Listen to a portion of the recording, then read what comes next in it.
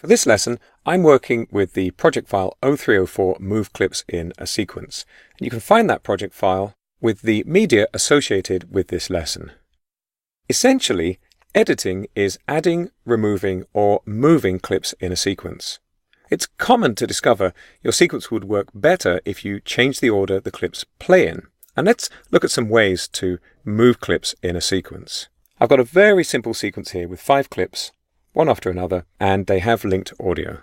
If I take one of these clips and drag it over the top of another clip, because I have the snapping turned on the timeline, I know that this is going to line up at the very beginning of the clip because it's jumping into position. When I release the mouse button, a gap is left behind, and the new clip has actually overwritten. It's laid on top of the original clip that was in this position. I'll just zoom in a tiny bit more so you can see the names of those clips a little better. I'm going to undo that with Control Z or Command Z on macOS.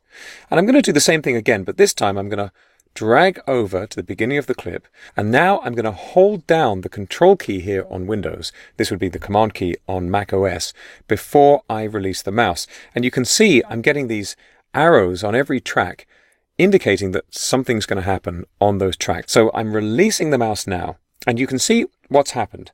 I still have a gap where the clip was before, but now the whole of the kids rolling a tire shot is intact. Premiere Pro has inserted the temple from above clip. And these are really the two ways in which you can work with clips in a sequence. You can overwrite, replacing the content that was there before, or you can insert, pushing everything out of the way. Because just as the kids rolling a tire clip has moved out of the way, so has the next clip, People Shelter from the Rain. We've got the gap that was originally there. I'm going to navigate over a little bit so you can see it.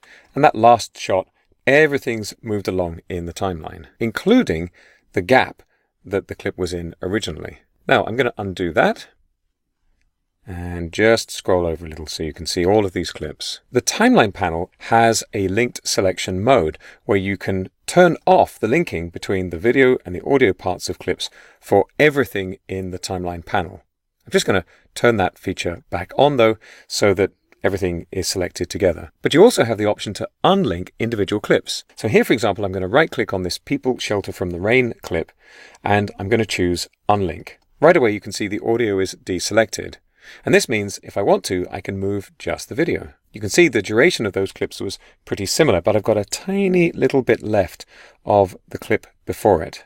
So I'm going to undo. Now, of course, whether or not this clip has linking enabled, I can turn off linked selection for the whole sequence.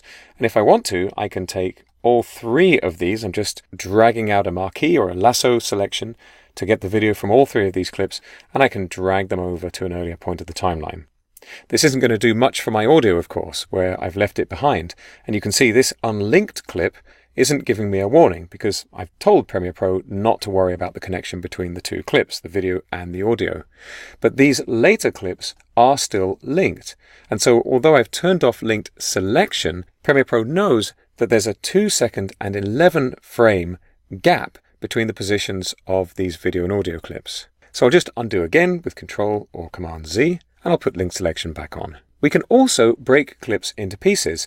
This clip was just a little too long for my purposes. So I'm going to get this razor tool, and with the razor tool, I'm going to click round about the middle of the clip to separate it into 2, and then I'll get my selection tool and drag the clip over to overwrite the beginning of that kids rolling a tire shot. But I've got a problem. If you recall, I turned off linking for the clip, which means when I clicked with the razor tool, I left the audio behind. I'm going to undo again and again, and now I'm going to select both of these. I'm going to lasso across them or marquee select across them, right click and choose link. Now Premiere Pro knows that these 2 parts of the clip are connected. So I can go to the razor tool and click, go back to the selection tool, and now the audio comes with the video. Now you can move clips around in a sequence in a number of ways. As long as you remember time moves from left to right, you can plan your sequence for maximum impact.